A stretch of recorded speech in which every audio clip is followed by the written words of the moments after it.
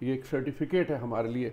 लक़द खलक़नल इंसान फ़ी अहसन तक़वीम, हमने अपनी मखलूक़ात में से जो कायम शुदा, जो खलक जो किया इंसान को, उसकी तख्लीक की अहसन तक़वीम, वो दरअसल इस दुनिया में रब कायनात ने जब उसको खल्क किया था तो ये सबसे बड़ा चैलेंज उन्होंने ख़ुद कबूल किया था, और वो बज़रिया शैतान था, इब्लीस था। चाहे इंदिरा गांधी हो, वो ऑक्सफोर्ड में पढ़ती हैं, आपके कायद आज़म मोहम्मद अली जिन्ना जो है वो भी बैरिस्टर इंग्लैंड से बनते हैं, गांधी भी बैरिस्टर इंग्लैंड से बनते हैं, आपके जुल्फ़िकार अली भुट्टो भी वहीं के जो है ना ऑक्सफोर्ड के पढ़ते हैं, हार्वर्ड में पढ़ते हैं, आपके यहाँ फ़ारूक लगारी हो, इमरान खान हो, बेनज़ीर हो, ये सब आप इस मुल्क में रहते हैं ना, आप लेके चले जाइए, रात को गाड़ी कहीं भी घूमिए फिरिए रुकिए, कोई आपको गार्ड नहीं ज़रूरत है पीछे। यहाँ बड़े बड़े अहम तरीन लोग अपनी गाड़ी खुद चला के निकलते हैं, अपनी फैमिली बच्चों के साथ फिर रहे होते हैं। ये मुआशरा बनाया जाता है, जबकि माफ़ कीजिएगा हमारे यहाँ हमारी कम्युनिटी के लोग यहीं इस कदर अपने ग्रुप्स में अहानत अमेज़ किस्म की गुफ्तगू करते हैं अपने से बड़ों के लिए कि जब उनके तर्जमे जो इनकी हुकूमत के पहुँचते तो वो हैरान होते हैं कि ये किस तरबियत के लोग हैं। बिस्मिल्लाहिर्रहमानिर्रहीम, अस्सलाम वालेकुम। मैं हूं बिलाल बशर। नाज़रीन, आप देख रहे हैं प्रोग्राम जिसमें हम वो बातें करने वाले हैं, वो सिलसिला शुरू करने वाले हैं जिसमें हम बेशुमार मौज़ूआत के ऊपर बात करेंगे। और जब बड़ा मौजू हो, बड़ी बात हो, तो ज़ाहिर सी बात है शख्सियत भी बड़ी होनी चाहिए। मुल्क ओमान में मुकीम तकरीबन 40 साल से ज़ायद अरसा हो चुका है, जो कि कानून के हवाले से एक गहरी नज़र भी रखते हैं और कानूनदान भी हैं। तारीख़ के हवाले से बात करें तो उनकी तारीख़ के जो दलाइल होते हैं ओमान में उनके सामने टिकना बहुत ही मुश्किल होता है। बेशुमार उनके जो है ना उनके साथ प्रोग्राम्स भी कर चुका हूँ, इससे कबल भी उनकी बहुत सारी वीडियोस भी मौजूद हैं। पाकिस्तान सोशल क्लब हो, पाकिस्तान कम्युनिटी के हवाले से, एम्बेसी के हवाले से बेशुमार उनकी खिदमात हैं जो हमेशा तारीख़ का हिस्सा रही हैं। आज हमने एक नया सिलसिला शुरू किया है जिसके ऊपर हम मुख्तलिफ मौज़ूआत के ऊपर ख़ास तौर पर तारीख़ और कानून के हवाले से हम बात करते रहेंगे। पहले सिलसिले में हम बात करेंगे जो कि बहुत ही अहमियत की हामिल चीज़ है, वो ये है कि इखलाकी इक़दार के जो ज़वाल पज़ीर होने की वजूहात क्या हैं, कैसे हम इखलाक को बेहतर कर सकते हैं, और पहले इखलाक क्या था और हमें इस्लाम ने और हमारे माशरे ने इखलाक कैसा बताया और सिखाया था, उसके ऊपर हम बात करेंगे। हमारे साथ मौजूद हैं मोहतरम जनाब अरशद अली खान साहब जी। अस्सलाम वालेकुम। वालेकुम सलाम।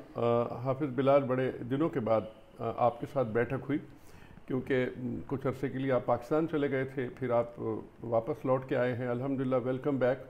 Thank you so much. ये कम्युनिटी आपको हमेशा मिस करती रही है। आप यहाँ पे एक एक्टिव नौजवान हैं, हाफिज़ कुरान हैं और मुताला रखते हैं, और अच्छा होता है आप जैसी नौजवान नस्ल के लोगों से बात करके, गुफ्तगू करके। तो यू आर वेलकम। आपने ये एक नया सिलसिला शुरू किया है, तो चलें बिस्मिल्लाह करें, मौजू पे बात करते हैं। जी बहुत शुक्रिया।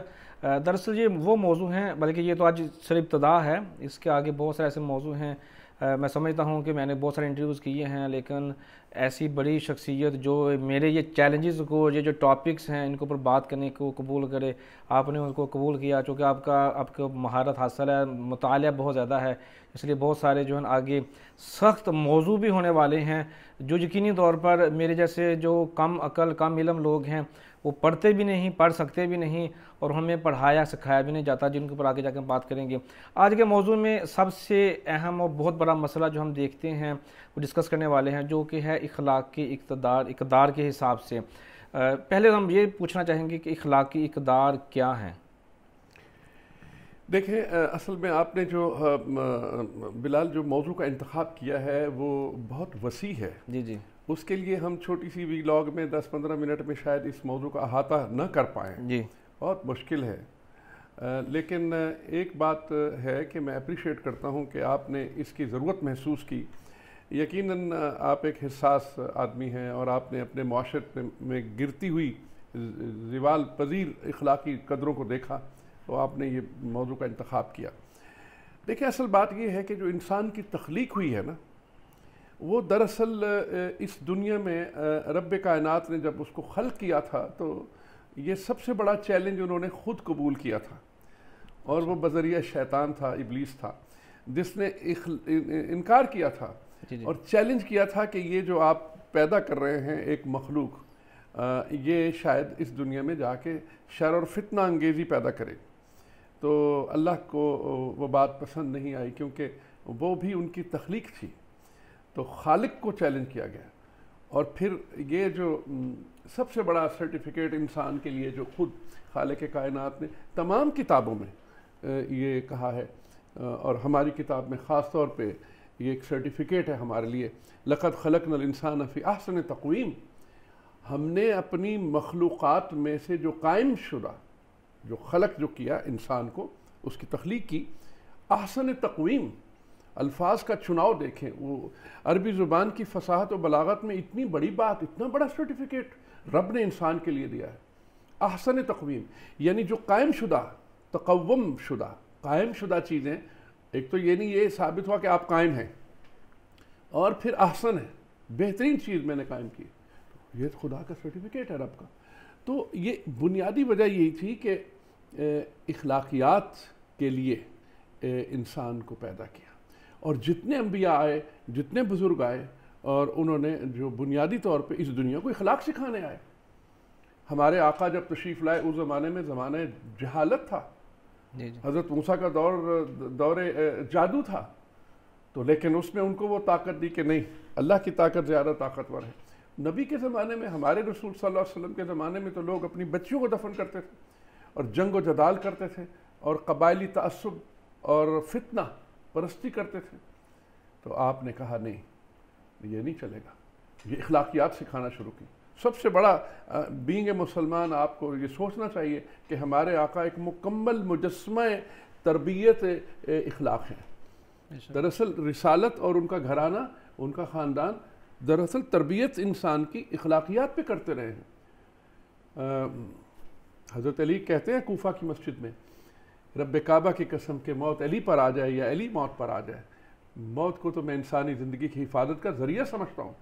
ये इखलाक है, यानी आप अपने यकीन के साथ, ईमान के साथ दुनिया को गुजारें कि अकाउंटेबिलिटी है आपकी, रब के तरफ लौटना है, और ये सारा इखलाक है। और ये भी इखलाक है अमन तो बिल्लाहि व मलाइकतिही व कुतुबिही व रुसुलिही व बिल यौमिल आखिर। ये सब कंडीशंस, ये सब शराइत इखलाकियात हैं कि हम इस दुनिया में जिए, अपने आप को जवाब दे समझें। अब आपके सवाल की तरफ, क्योंकि मौजूद तो फिर लंबा है। जहाँ तक हमारे मुआशरे का ताल्लुक़ है पाकिस्तान, तो दरअसल हम हिंदुस्तान की तारीख़ में जो मुसलमान जाके वहाँ पे हुकूमत करते रहे, आबाद होते रहे, तो बादशाही निज़ाम था। तो बादशाही निज़ाम में वो जो निज़ाम अम्र था, वो निज़ाम अम्र जो था वो बादशाहत का था। तो उसमें लोगों को ग़ुलाम बनाया जाता है, लोगों को एक इज्तमाई तौर पे रक़्स की हालत में रखा जाता है। वो रक़्स में है और वो उनके इर्द गिर्द घूमते थे। आप देखें वही उनके अलक़ाबात होते थे, शहनशाह आज़म, जलालुद्दीन अकबर, फ़लाँ फ़लाँ ये लोग। तो तारीख़ में क्या हुआ कि हमारे यहाँ लोग महरूमियों का शिकार हैं। हमारी कौमें उससे निकलते निकलते फिर अंग्रेज़ की हुकूमत आ गई। फिर उन्होंने जब देखा कि जो हमारे उस वक्त के हाकिम थे बहादुर शाह ज़फ़र, देर तक मुशायरा सुनते थे, शायर थे, अदीब थे, लेकिन उससे पहले जो उनके मुग़ल बादशाह गुज़रे थे उनकी बड़ी लंबी, फिर हमारा मौजू बहुत लंबा हो जाएगा। तो लेकिन वो जो ईस्ट इंडिया कंपनी बना के आए थे, उन्होंने पूरे हिंदुस्तान पे अपना कंट्रोल कर लिया। और बहादुर शाह ज़फ़र को उन्होंने रात को 4 बजे जब वो सोए तो उन्होंने टेक ओवर करके गिरफ़्तार कर लिया हिंदुस्तान के बादशाह को। और फिर आखिर में रंगून में जाके उनको एक अंग्रेज़ के गैरेज में बंद कर दिया गया और वहीं पे उसकी मौत हुई। और वो ये आखिरी ख़त में वो लिखा उनका, जो बाद में खतूत मिले, इतना है बदनसीब ज़फ़र कब्र के लिए, 2 गज़ ज़मीं भी मिल न सकी कुएं यार में। और आज भी आपको हिंदुस्तान में उसी दिल्ली में मुग़लों के बच्चे, उनके ख़ानदानी नस्लों के बच्चे मुग़ल कबाब बेचते हुए मिलेंगे। कबाबों की दुकानें खोली उन्होंने, उनमें से कई लोगों को मार के लटका दिया गया। और फिर ये तारीख़ ने पलटा, तो फिर अंग्रेज़ की हुकूमत फिर काफ़ी अर्सा तक चली। फिर एक तहरीक शुरू हुई। फिर गांधी साहब आए, वो भी इखलाक की बात करते थे। मोहम्मद अली जिन्ना आए, वो भी इखलाक की बात करते थे। लेकिन इनका जो इम्पैक्ट था वो एक कंबाइंड था। वो भी बैरिस्टर थे, वो भी बैरिस्टर थे, लेकिन दोनों मॉरल एथिक्स की बात करते थे। लेकिन आखिर क्या हुआ, जब उन्होंने देखा कि नहीं, मोहम्मद अली जिन्ना ने देखा कि नहीं, यहाँ इखलाक नहीं है, तो फिर उन्होंने कहा नहीं, मुझे अलहदा मुल्क चाहिए। वो तो दुनिया से तशरीफ़ ले गए, 1 साल के बनाने के बाद वो चले गए, बीमार हो गए, बीमार थे, बीमारी छुपाई रखी, उनकी एम्बुलेंस जो है ना वो ख़राब हो गई। ये इखलाकियात था हमारा शुरू में, इस पे बात नहीं करते। आपकी नस्ल, आपकी जनरेशन को नहीं पढ़ाया जाता, नहीं बताया जाता, पर्दा डाला जाता है। ये बुनियादी इखलाकी इन्हतात की वजह है कि हम अपनी गलतियों का एतराफ़ करना नहीं चाहते, उनका जिक्र नहीं करना चाहते, बस बात को दफन करो। वो जैसे कहते हैं ना, मिट्टी पाओ। उससे क्या हुआ कि वो आने वाली नस्लों की तामीर नहीं हुई इखलाकी तौर पे, जो कि होनी चाहिए थी।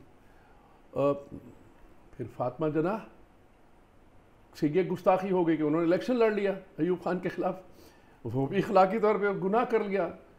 हत्ता कि उनकी जो लाश नहलाने वाली खातून, उन्होंने बयान दिया कि उनको चोटें लगी हुई थी, और ये ऐसा एक जुल्म हुआ जो कि तारीख़ में दबा दिया गया। उस मौजू पे बात नहीं होती, उस पर रिसर्च नहीं होती। हिटलर पे इतनी रिसर्च हुई जितनी हमारे बुजुर्गों की रिसर्च नहीं करने जाते। वो लियाकत अली खान को गोली मार दी गई, वो इखलाकी तौर पे कितनी गिरी हुई हरकत थी, और उस पर भी रिसर्च नहीं होती। हाँ, ये हुआ कि उसके गोली मारने के बाद जो लोग उसमें उस वक्त शामिल तफ्तीश हुए, वो बाद में बड़े बड़े मालदार लोग बने। उनके जो इंसेस्टर थे, बहुत पैसे वाले लोग बने। किसने उनको माल दिया? तो साफ लगता है कि नवाजा गया। अब मौजूदा जो सूरत हाल है, तसलसल से पिछले 70 साल में, मैं क्योंकि उस दौर का हूँ तालिब इल्म, कि जब मैंने उन लोगों को देखा है जो एक अपना ख़त लिखवाने के लिए किसी उस्ताद को ढूंढते थे, वो ख़त लिखवाते थे, को ख़त लिखना नहीं आता था, और फिर टेलीफोन के लिए कॉल बुक करा के घंटों इंतज़ार करते थे एक शहर से दूसरे शहर तक। और आज मेरे सामने एक सेटेलाइट के थ्रू हम बैठे ये सारे कम्युनिकेशन कर रहे हैं। साइंस ने तो तरक्की की, लेकिन ये सारी साइंसी तरक्की जिन लोगों ने की, उनको हम गालियां देते हैं। बच्चे ऑक्सफोर्ड में पढ़ाने और MIT में पढ़ाने हैं, हार्वर्ड में पढ़ाने हैं, और अपने मुआशरे में खुद को तालीम याफ्ता कहना है और गालियां उनको देनी है। कम से कम इतना तो ख्याल रखें हम कि खुद अपना एनालिसिस तो करें, अपना मुहासबा तो करें कि हमने अपनी आने वाली नस्ल के लिए कितने इंस्टीट्यूट बनाए, कितनी उनको हमने फंडिंग की कि आप जैसे नौजवानों को, टैलेंट को हंट करके उनको प्रमोट किया जाए। अमेरिका की यूनिवर्सिटियों में जिस तरह स्कॉलरशिप दिया जाता है, मैं अमेरिका की वकालत नहीं कर रहा, ना इंग्लिस्तान की, लेकिन माने इस बात को कि जिस ज़माने आपके मुग़ल बादशाह वो अपने महलों में बैठे अय्याशियाँ कर रहे थे, वो ऑक्सफोर्ड यूनिवर्सिटी बना रहे थे। इतना फासला है हमारी और लोगों की तहजीबों में। फिर इसीलिए फिर चाहे इंदिरा गांधी हो, वो ऑक्सफोर्ड में पढ़ती है। आपके कायद आज़म मोहम्मद अली जिन्ना जो है वो भी बैरिस्टर इंग्लैंड से बनते हैं, गांधी भी बैरिस्टर इंग्लैंड से बनते हैं। आपके जुल्फ़िकार अली भुट्टो भी वहीं के जो है ना ऑक्सफोर्ड के पढ़ते हैं, हार्वर्ड में पढ़ते हैं। आपके यहाँ फ़ारूक लगारी हो, इमरान खान हो, बेनज़ीर हो, ये सब क्यों तालीम के लिए वहाँ जाते हैं? इसलिए कि इल्म बुनियाद है, और वो साथ साथ इखलाकियात। आज भी वहाँ इखलाकियात भी सिखाए जाते हैं। हमारे यहाँ तो इखलाकियात का इन्हतात यहाँ पे हुआ कि अब जैसे मीडिया है, अब मीडिया इतना बेहंगम है कि शर्म आती है। एंकर पर्सन गुफ्तगू करते हैं, ना उनके पास कोई इल्मी काबिलियत है और ना वो अल्फाजों पे एहतियात है। झगड़े कराते हैं बैठ के मुख्तलिफ पार्टी के लोगों को बुला के, और वो अपनी पॉपुलरिटी गेन करने के लिए। हुआ ये कि हर चीज़ के पीछे एक मुआशी अमल है, कोई बुराई नहीं, मुआशी अमल है, लेकिन साथ साथ इखलाकियात को भी तो साथ रखना चाहिए। वो इन्हतात होता जा रहा है और उसमें लोग इतने अमीर हो रहे हैं, अनबिलीवेबल। मेरी ज़िंदगी में ऐसे लोग जो मेरे साथ कॉलेज में जाते थे, साइकिल पे आते थे, मैंने उनको बाद में बहुत अमीर होकर देखा उस माशरे में जाके। भाई कैसे? वो कहते हैं चुप करो, इधर सब चलता है। एक बहुत सीनियर पुलिस अफसर थे, बेचारे अब तो दुनिया में नहीं रहे, तो उन्हें मैंने देखा एक दफ़ा लाहौर में, इक़्तिदार के उरूज पर थे, बड़े अहम पोजीशन पे लाहौर में। तो मैंने कहा कि ये आप क्या कर रहे हैं? कह लेंगे कि आपको नहीं पता, आप चले गए ना मुल्क से बाहर, कि यहाँ नौकरी करना कितना मुश्किल है। अगर आप वो बिल्कुल उनके साहिब इक़्तिदार के आप हुक्म के मुताबिक नहीं चलते तो आप नौकरी नहीं कर सकते। आपका तबादला किया जाता है, आपको डिमोट किया जाता है, आपको जलील किया जाता है। तो उससे ना बिलाल साहब वो आपका जो जो वैल्यूज़ ख़त्म होती चली गई। मुझे अच्छी तरह याद है, हम छोटे थे, मैं मुल्तान में होता था, तो ये जो बड़े मशहूर दो ख़ानदान हैं मैं उनका जिक्र कर देता हूँ, जिसमें से शाह महमूद कुरैशी हैं। ये मखदूम सज्जाद हुसैन कुरैशी के साहिबजादे हैं और इनके दादा जो थे वो भी वहीं पे मुल्तान के परदादा ख़ानदानी, ये बहाउद्दीन ज़िक्रिया के ख़ानदान में से, और उधर से ये गिलानी ख़ानदान, हमारे यूसुफ गिलानी उसी ख़ानदान में से। तो जब इनकी शादी ब्याहों में एक दूसरे पे जाते थे तो कोई बंदूक वाला नहीं होता था। ऐब था, बुरी बात है कि आप लोगों के बच्चों की शादियां या खुशियां या गमी में जाते तो बंदूकों वालों के साथ जाते।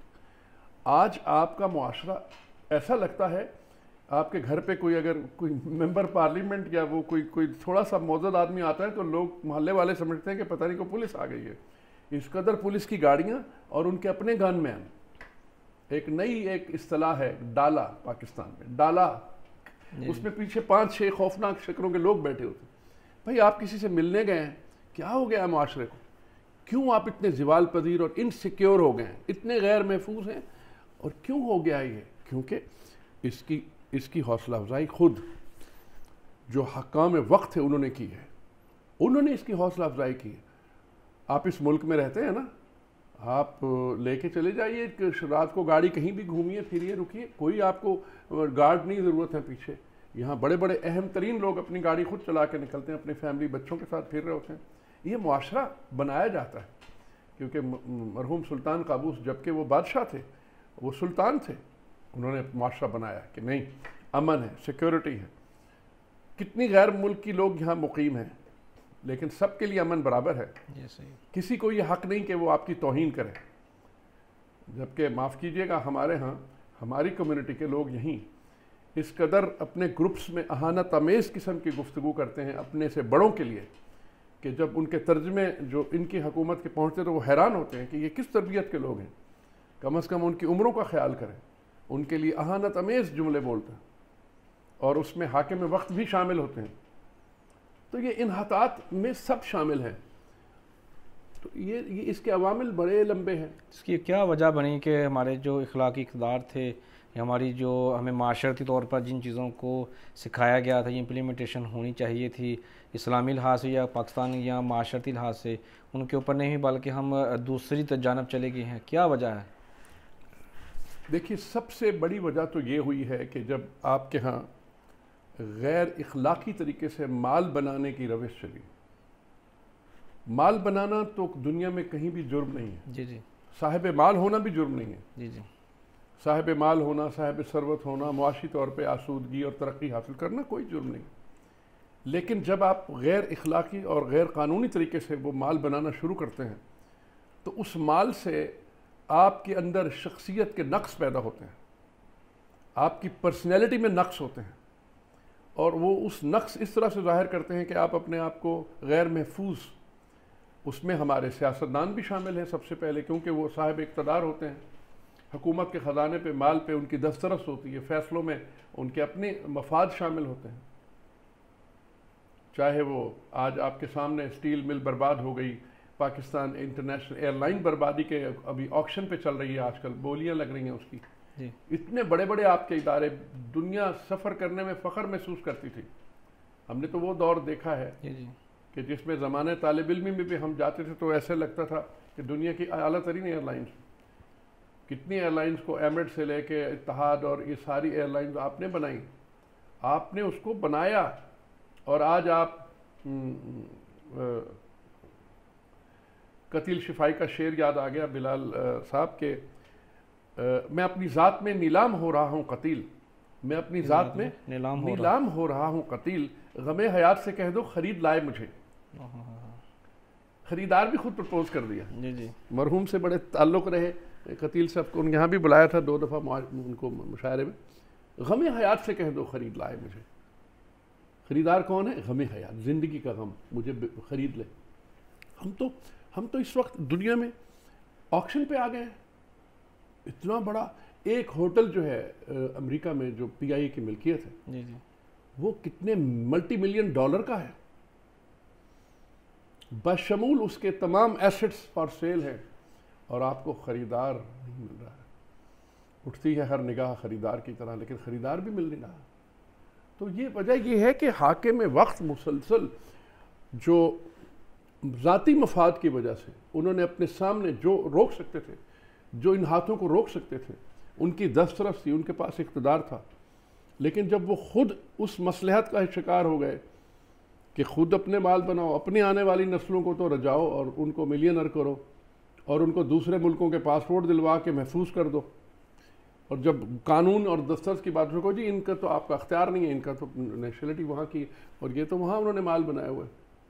जब ये चीज़ें देखिए, हज़रत अली का बहुत अच्छा कौल है जो मैं अक्सर कहता रहता हूँ।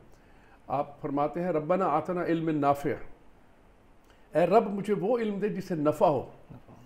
अब वो नफ़ा वो नहीं है कि मुझे हो और आपको नुकसान हो, और ख़ास तौर पे जब अम्वाल अन्नास, लोगों के माल पे अगर आपकी दस्तरस हो जाए तो आपकी हिसाब और अकाउंटेबिलिटी बढ़ जाती है अनफॉर्चुनेटली, और उसमें नहीं ख्याल किया गया। और ये असबाब हैं जिससे आपका पूरा मुआशरा वो फिर उसमें फिर सरकारी मशीनरी शामिल है, ठेकेदार भी शामिल है, वो जैसे कहते हैं खाते हैं तो लगाते भी तो हैं। अब जब ये फ़लसफ़ा आ गया और ये सोच आ गई तो कैसे फिर एक आम आदमी जिसने कारोबार करना है, फिर उसने अपने मिलावट भी शुरू कर दी। उसने कहा ठीक है, फिर उससे आपका ज़िवाल होता चला गया। आज पाकिस्तान में मस्जिद के साए में बैठे हुए लोग हैं जो दूध बेच रहे हैं उसमें मिलावट कर रहे हैं। मैं खुद उनको जानता हूँ, लाहौर में है, मुल्तान में, हर शहर, ये हर जगह पर मौजूद है। गोश्त बेच रहे हैं, उस पर पानी डाल के उसका वेट बढ़ा रहे हैं। जी जी, आंखों देखा। और उन्होंने मतलब है कि अपने आप के ऊपर जो बज़ाहिर इस्लामी लिबास भी ओढ़ा हुआ है, वो अजान भी उठ के नमाज भी पढ़ने जाते हैं। जी जी, तो वो ये ज़िवाल इज्तमाई तौर पे होता चला गया, और लोगों के लिए वो ऐब ही नहीं रहा, वो मायूब ही नहीं है। किसी सरकारी दफ्तर में वो बड़े फ़ख्र से कहते हैं कि इतने पैसे दो, काम करा लो, नहीं तो करा लो, क्योंकि वो जो एक बड़ी अंग्रेज़ की मिसाल है, the mood of the head of the organisation is the mood of the organisation. वो पूरी तंजीम पे उसका असर होता है, पूरे इदारे पे वो बनता चला गया। और अब यूं ना आँख मूंद मुझे डूबता भी देख। तो ये तो ज़िवाल के ये असबाब हैं, और बहुत से असबाब हैं। पहले तो ये होता था कि जो काम कर रहे हैं ठेकेदार हैं, अगर हम माजी को देखें या हाल में भी चल रहा है, जो ठेकेदार हैं वो मटीरियल कम डाल के पैसा कमाते थे। जो सरकारी मुलाजम हैं, पुलिस में हैं, वापडा में हैं, किसी भी अदारे में हैं, वो किसी जायज़ काम को काम करने या नाजायज़ काम करने के लिए एक्स्ट्रा पैसे ले लेते थे बाहर से, तो उससे एक्स्ट्रा इनकम जनरेट होती थी। अब हमने देखा है कि लोग सोशल मीडिया पर, ख़ास तौर पर टिकटॉक के ऊपर बहुत सारे टिकटॉक स्टार्स ऐसे बन चुके हैं जो कि गैर अखलाकी हरकत करके और फैमिली व्लॉग्स बनाकर पैसा कमा रहे हैं। उनके बारे में आप क्या कहेंगे, क्या असर है उनका माशरे के ऊपर? देखिए, एक बात आप मेरा पर्सनल ये ज़ाती मेरी राय ये है कि साइंस और टेक्नोलॉजी को आप इखलाकियात से नहीं जोड़ सकते। जब से इंसान है उसमें दो ताकतें हमेशा से रही हैं, खैर की भी है, शर की भी है। जी, खैर की ताकतें हमेशा से खैर की बातें करती हैं, शर की ताकतें हमेशा से अल्लामा इकबाल ने एक शेर में बड़ी बात कर दी, और वो उसमें सतीज़ा कौर है अज़ल से ता इमरूज़, सतीज़ा कौर है अज़ल से ता इमरूज़, चराग़ मुस्तफ़वी से शरार बूलहबी। यानी कि शर और रहमत की ताकतें हमेशा से मुतसादिम है। अब इसी कैमरा से, इसी इस वीडियो से आप शर की बातें भी कर सकते हैं, खैर की बातें भी कर सकते हैं। आज आप टिकटॉक बनाना चाहते हैं तो अच्छे टिकटॉक बनाएं, इखलाकियात के मौजू पे, जैसे हम आप बात कर रहे हैं, एक वीलॉग बना रहे हैं। तो बात यह है कि इसमें हम फासिद बातें भी कर सकते हैं, फस्को फजूर की बातें भी कर सकते हैं, और इखलाकियात की बातें जैसे हम कर रहे हैं। तो इसी तरह टिकटॉक बनाएं या वीलॉग बनाएं, तो ये तो साइंस है, साइंस को नहीं रोक सकते आप अपनी आने वाली नस्लों को, अपने मुआशरों को, अपने घरों को इखलाकियात सिखाएं। ये आपकी ज़िम्मेदारी है, ये मेरी ज़िम्मेदारी है, ये आपकी ज़िम्मेदारी है। ये इनफरादी ज़िम्मेदारी लोगों को समझनी होगी, लेनी होगी। मसलन आजकल की माओं को, विद माय ड्यू रिस्पेक्ट, उनके पास जो नौजवान नस्ल की माओं को चाहिए कि अपने बच्चों पे तवज्जो दें छोटे छोटे बच्चों के हाथ में उन्होंने टेलीफोन दे दिया, ये कि ताकि वो उनको वक्त मिले। ये एंटरटेनमेंट नहीं है, बच्चा कहीं भी चला जाएगा, अभी उसकी वो उम्र नहीं है। जो दुनिया के महज़ब मुल्क हैं उन्होंने भी अपने यहाँ कानून कायदे बना लिए हैं कि ना, हर चीज़ का एक वक्त होता है, और वो लॉ ऑफ नेचर और कानून कुदरत है, कानून फितरत है। कुछ बातों का इल्म आपको सन्ने बलूगत से पहले नहीं होना चाहिए, और उसी में ही इखलाकियात की बुनियाद होती है, ताकि वो जो मासूमियत है इंसान की, वो जो उसकी कम आगही है, दरअसल वही उसका हुस्न है। हर चीज़ के एक वक्त के बाद उसको दिया जाता है, और उसकी मैं बहुत बड़ी मिसाल हो जाएगी। बड़े बड़े अंबिया को एक वक्त के बाद नबूवत का ऐलान करने को कहा गया था। आखिर इसमें क्या हिकमत थी, खालिक कायनात की क्या हिकमत थी, इस पर गौर और फिक्र की ज़रूरत है। साहिब फ़िक्र, साहिब तदब्बुर लोग समझ सकते हैं कि यस, हर चीज़ का एक वक्त होता है, उसके मुताबिक फिर उसको वो इल्म मिलना चाहिए। तो अभी जो है इसकी रेमेडी सिर्फ यही है कि आप ख़ुद अपने माशरों को साथ साथ तालीम दें, कंप्यूटर सिखाएं, डिजिटलाइजेशन का दौर है, सब इसको ना रोकें, लेकिन इखलाक का कंपोनेंट आपने पैदा करना है। अगर आप कोई ये समझे कि स्कूल में मेरा बच्चा जा रहा है, वो पढ़ के आ रहा है, तो वो तालीम तो हासिल कर रहा है, साथ साथ इखलाक भी सीख रहा है, ये आपका काम है, ये जिम्मेदारी आपको लेनी है, इखलाक आपने सिखाना है। सही है। बातें तो बहुत सारी और भी हैं, सवाल तो और भी हैं, लेकिन चाहूँगा आखिरी सवाल कि जो बच्चा पैदा होता है, या फिर जो अभी माँ के पास जिसको बोलना नहीं आया, जैसा आपने कहा कि उसको मोबाइल दे दिया जाता है, तो किस तरह वालिदैन या वालदा जो है अपने बच्चों की बेहतरीन तरीके से तरबियत कर सकती है, जो माशरे में बेहतरीन किरदार अदा कर सकता है बाद में? देखें, एक अच्छी बेटी वो अच्छी माँ बनती है, बड़ी बेसिक बात है। जी जी। अच्छी बेटी बनाए, अच्छी माँ बनेगी। अगर आप उनको अच्छी बातें सिखाएंगे तो वो आगे अच्छी बातें देंगी। जब उनको खुद नहीं पता तो वो एक इंटरम या एक आर्जी हल यही सोचेंगी कि बच्चा पैदा हुआ, थोड़ा सा वो समझ के काबिल हुआ और उसके हाथ में मोबाइल दे दिया कि चलो कार्टून देख रहे हैं, कुछ नहीं। लेकिन वो पता चला क्या कुछ देख रहे हैं। अब वो छोटा सा जहन है, वो कहीं भी चला जाएगा, कहीं भी उंगली मारेगा। तो ये बातें जो आपका सवाल है कि उनकी माँओं की तरबियत करें, जो शादी के काबिल तो हो गई हैं, लेकिन अभी तक मैं ऐसे बहुत सी बच्चियों को जानता हूँ कि जो अपने बच्चों को वो इस तरह से रख रही हैं कि जैसे वो कोई मशीनी बच्चा है।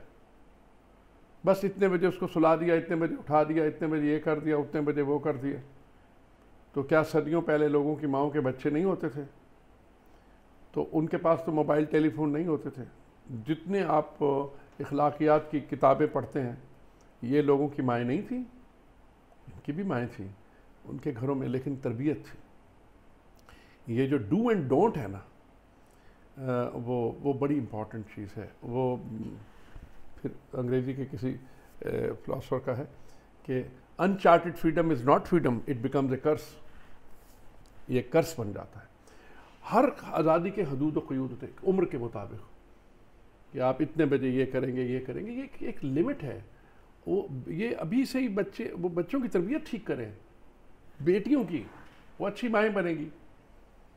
आप देख लें, इसीलिए आप देखें कि तलाक़ों का इतना यानी अदद बढ़ गया है हर माशरे में, इवन यहाँ भी पाकिस्तान में तो बहुत ज़्यादा है।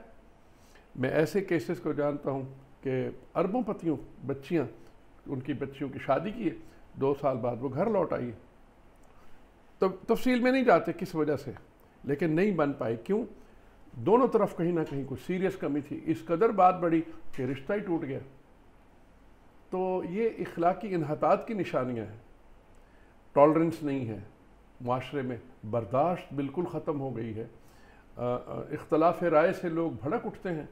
राय तो मुख्तलिफ हो सकती है, और उसमें आदमी इखलाक के दर्जे से भी नीचे चला जाए।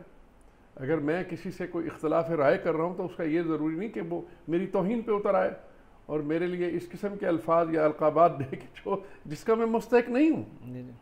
ये इन्हतात की निशानियाँ और जो कि हैं, नज़र आ रही हैं। और रोज़मर्रा ज़िंदगी में आपका बिल्कुल ऑब्जर्वेशन ठीक है, ये है, नज़र आ रही है।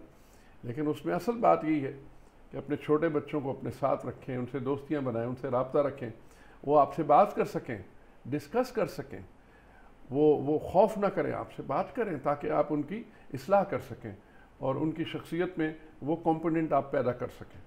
ठीक है जी, बहुत शुक्रिया जी, वेलकम। अगले प्रोग्राम में इंशाल्लाह से किसी और टॉपिक पर बात करेंगे जी। तो ज़रूर। तो नाज़रीन, उम्मीद करते हैं आपको आज का प्रोग्राम पसंद आया होगा, बहुत कुछ सीखने को मिला होगा। अगर कुछ सीखने को मिला है तो ज़रूर उसके ऊपर अमल करें ताकि हम जो मुस्तकबिल है वो माशरा हमारा बेहतर हो, जो हमारी अखलाकी इक़दार हैं उनको हम बेहतर कर सकें। और अगर आप कोई भी और सवाल पूछना चाहते हैं तो कमेंट की शक्ल में ज़रूर लिखिएगा ताकि हम अगले प्रोग्राम में शामिल कर सकें। कानूनी कोई भी सवाल हो तो आप कभी भी लिख सकते हैं, हम आपके नाम के साथ इंशाअल्लाह तफसील के साथ शामिल करेंगे और उसका जवाब जानने की पूरी कोशिश करेंगे। मिलेंगे अगले प्रोग्राम में, तब तक हमें इजाज़त। पाकिस्तान जिंदाबाद।